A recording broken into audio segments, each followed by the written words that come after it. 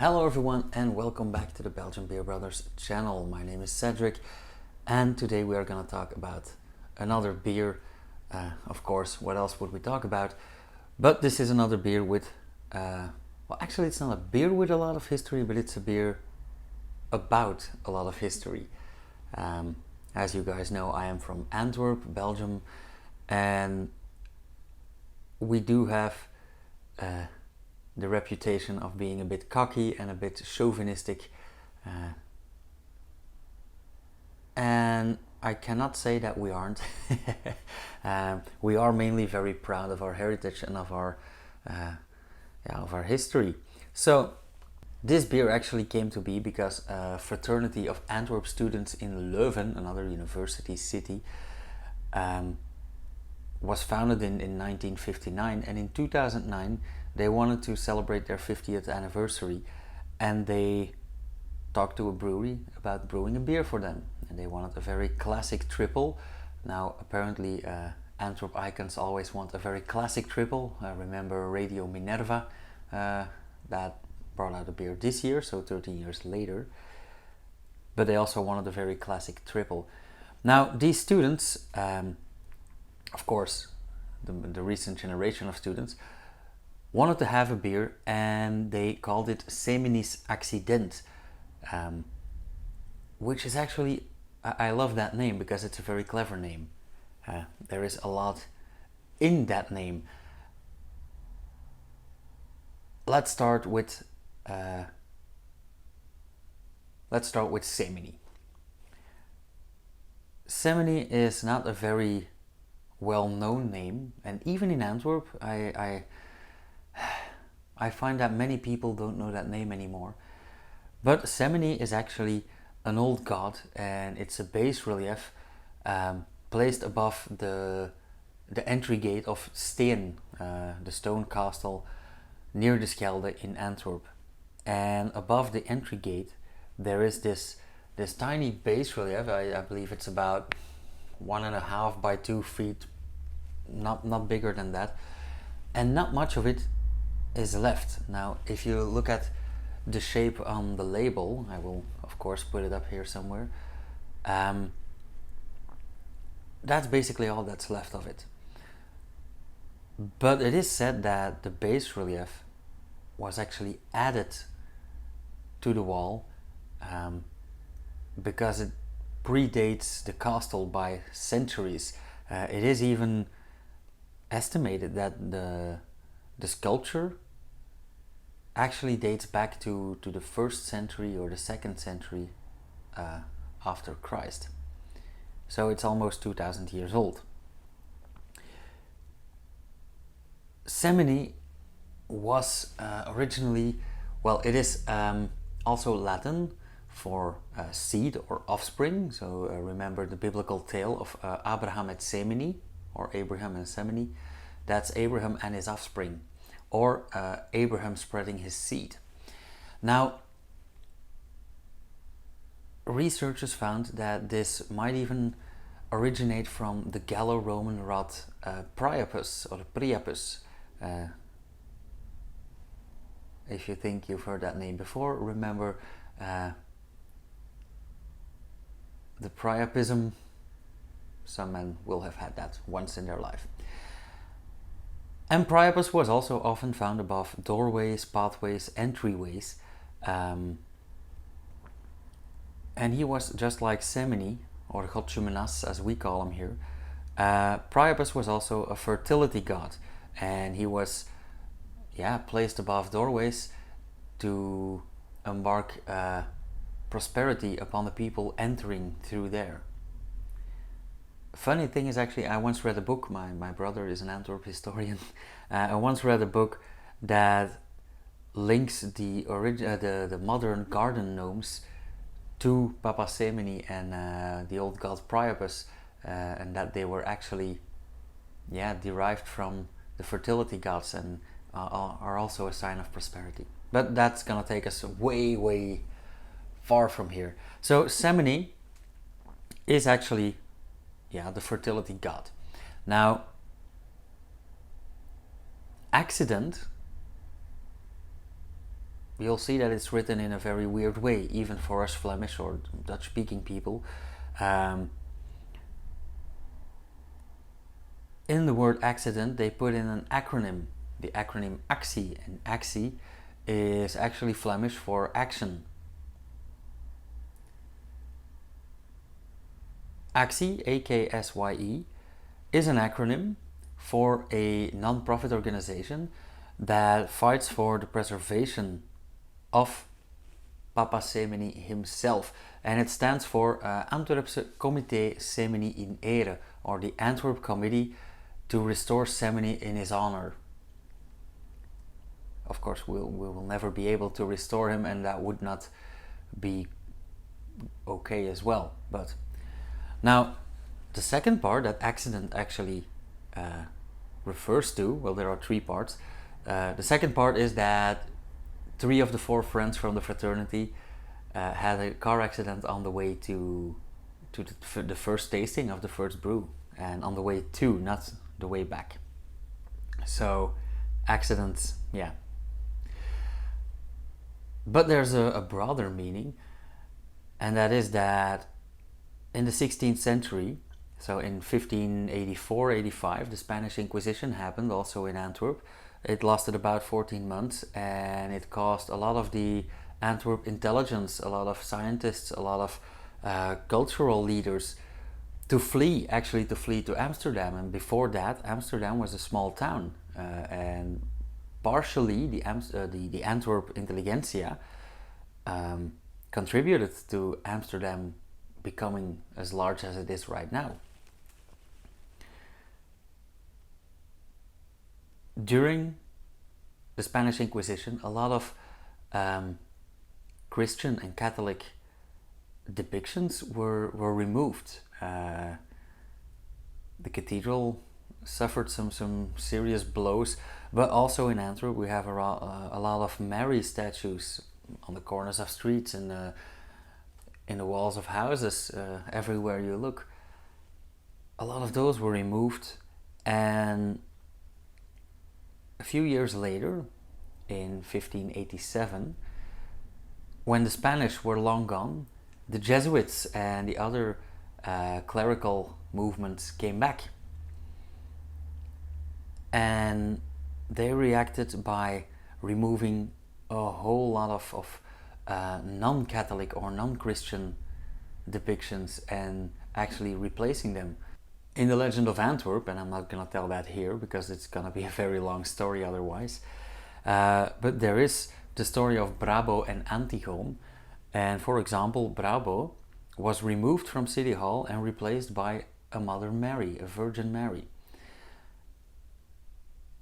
Another thing they did was, a fertility god above the entryway to one of the most iconic buildings in the city.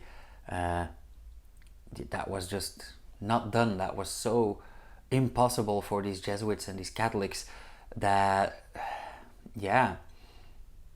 they removed all obscenity, and by that they removed all the characteristics of Priapus that Semini showed. So everything that stuck out, mind you, it is a bas relief, so everything sticks out. So his face, his hands, and of course the huge phallus were removed. There is a lot written about Semini, but also about this unfortunate event that he suffered, or his accident as we call it. Folk tales and songs were written. Of course, they're in Dutch or in Flemish or in Antwerp, so many of you won't understand, but I will put a link down here to one of my favorites, and even some of my family plays on that recording. Apart from that, so they removed all obscenities, and back in those days, Papa Semini was actually so huge that he got a lot of attention, and he even stole some attention from the church. The fact that we call him Papa Semini, which is actually, which puts him on a pedestal right up there with the Pope, means a lot. And even 600 or 500 years later, Papa Semini is still a big name in the Antwerp history and in the city. In order to match that obscenity in a weird way, the Antwerp Cathedral got an extra feature. And that feature was called the Preputium Domini.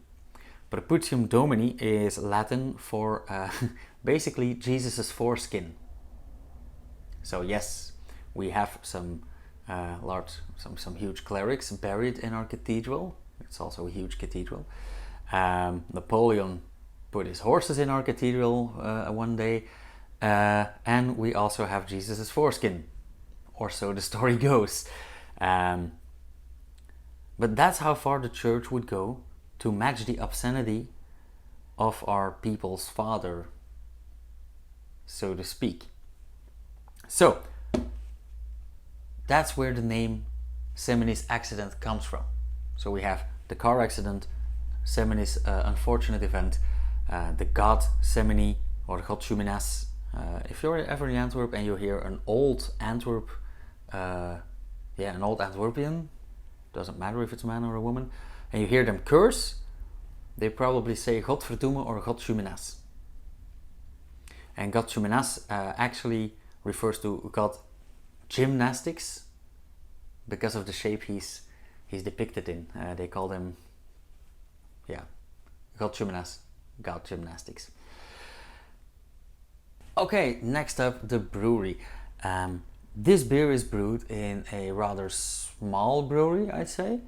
But again, a brewery with a lot of history, a brewery that has been around for a very long time. We've celebrated some anniversaries. And actually, this brewery technically has been around for longer than some of those anniversary breweries. The story of this brewery actually begins in 1850, so 172 years ago already. Back in those days, we had the family Boelens and the family De Meester.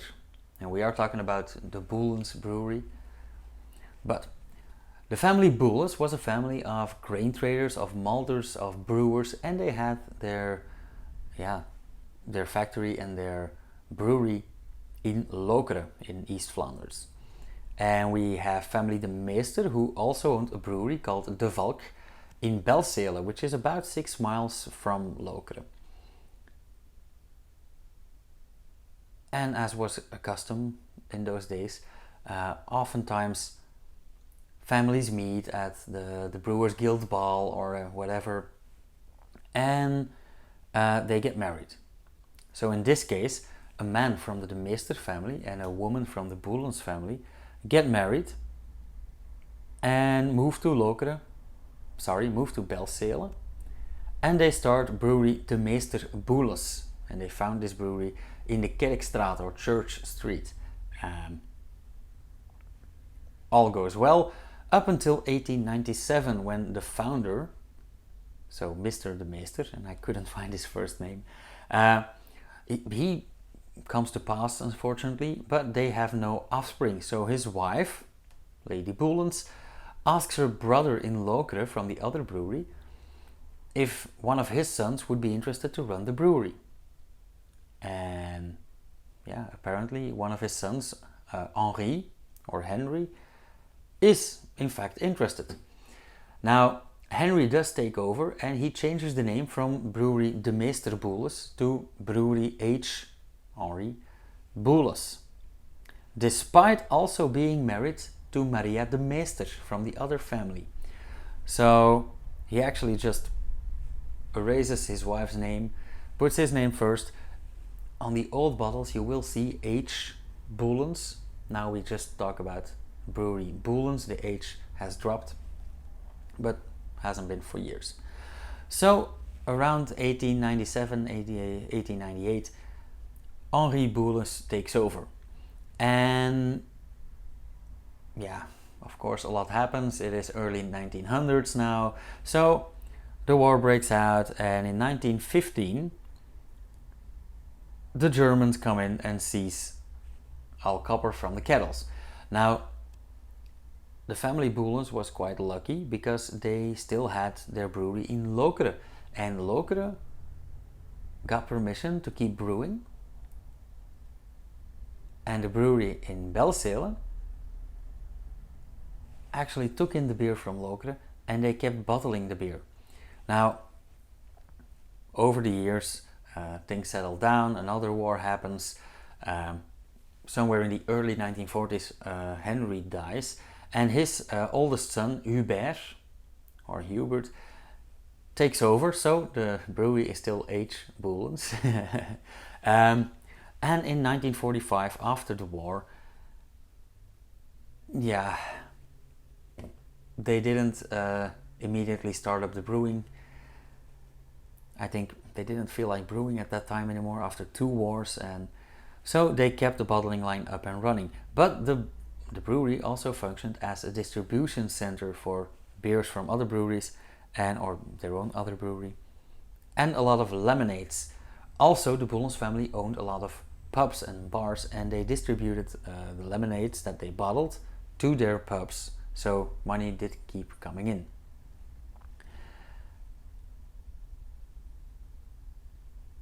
Again, fast forward for about 30 years, and Hubert's son Chris Boelens takes over, and this is 1978 that we're talking about, but Chris has had a dream for years to start brewing again and to bring out a new local beer like they did in the olden days.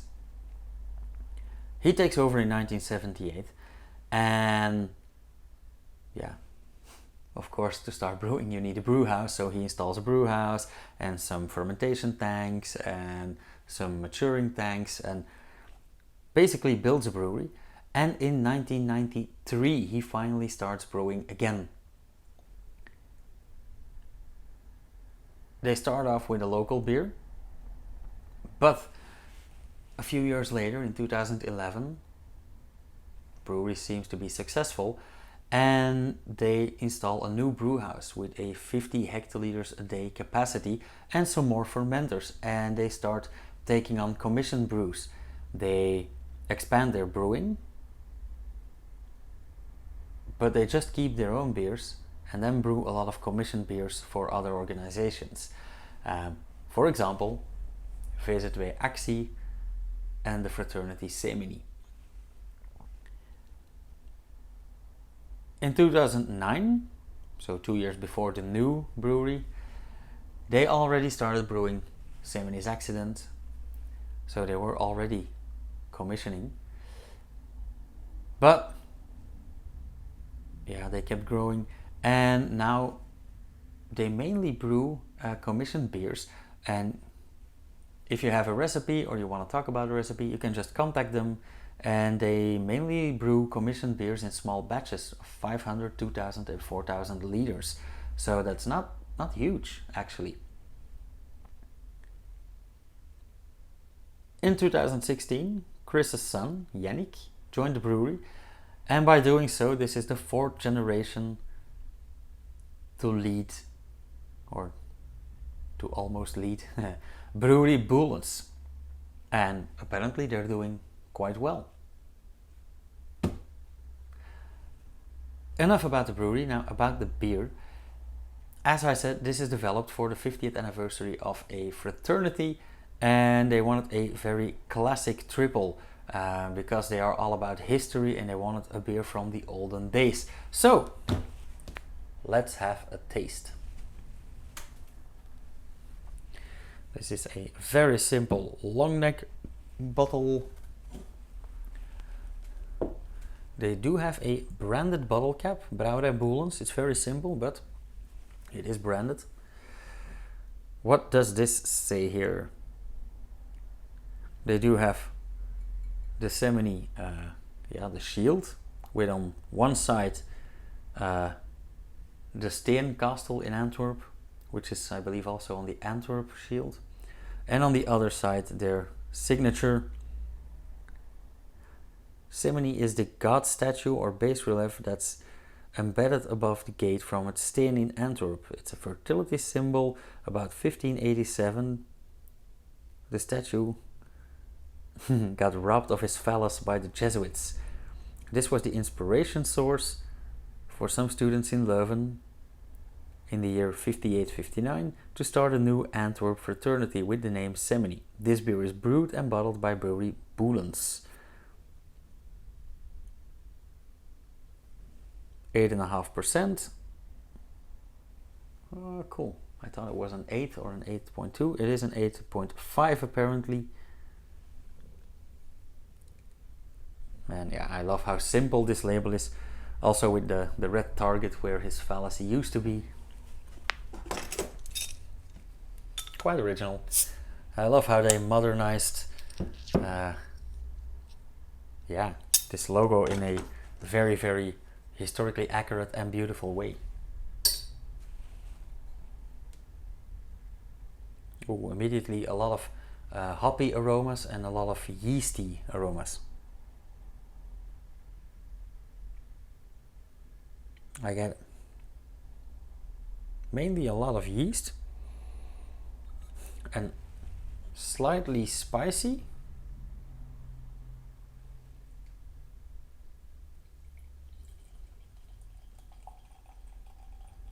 I do see a tiny bit of flaking, so I'm gonna pour very carefully.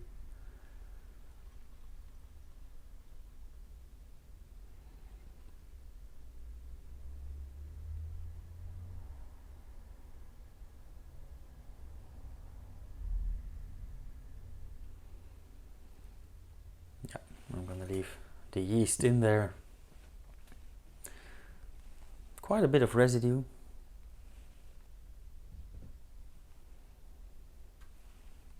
Yeah, it smells very yeasty, slightly spicy, probably a lot of esters, and I'd say this is a very clear beer, but there are some flakes in there.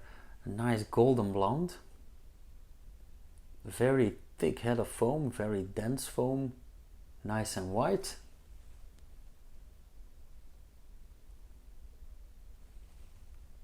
Some nice purling. Medium carbonation, I'd say, from the looks of it.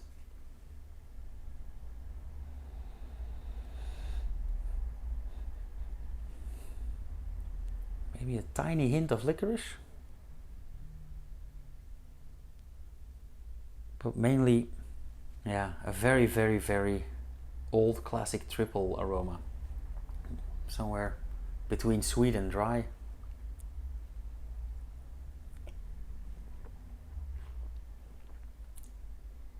Ooh.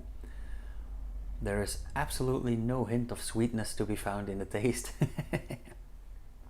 But if you guys paid attention to some of the former videos, you'll know that I actually really enjoy the very dry and the very bitter beers. So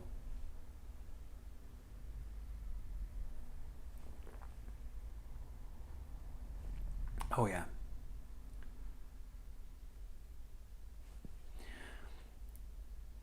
Apparently I did smell right, because there's quite a bit of licorice or licorice root in there, which I wouldn't expect for a blonde beer, for a triple.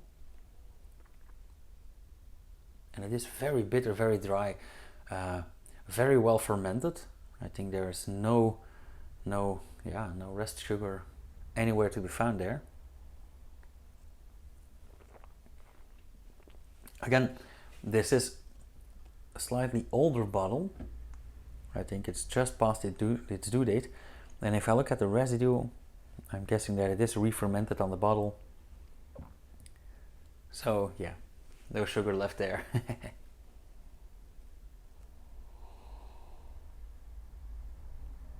Okay, now the yeast aromas kind of faded, and now I'm getting a bit more of the spicy hints, which are of course also produced by the yeast and the hops.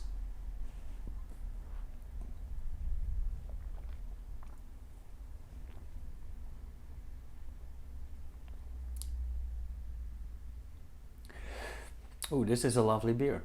Yeah, Also a very dry aftertaste. I absolutely love that.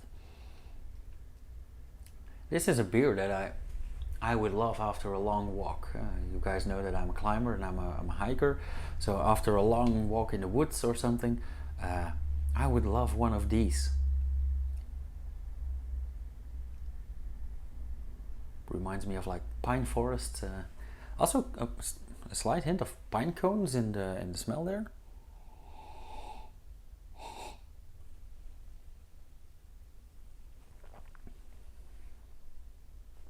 Okay. For a commissioned beer,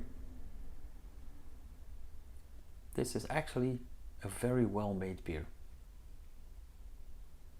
In general, this is a very well made beer, but yeah, I think they absolutely succeeded in reaching their goal to make a very classic triple.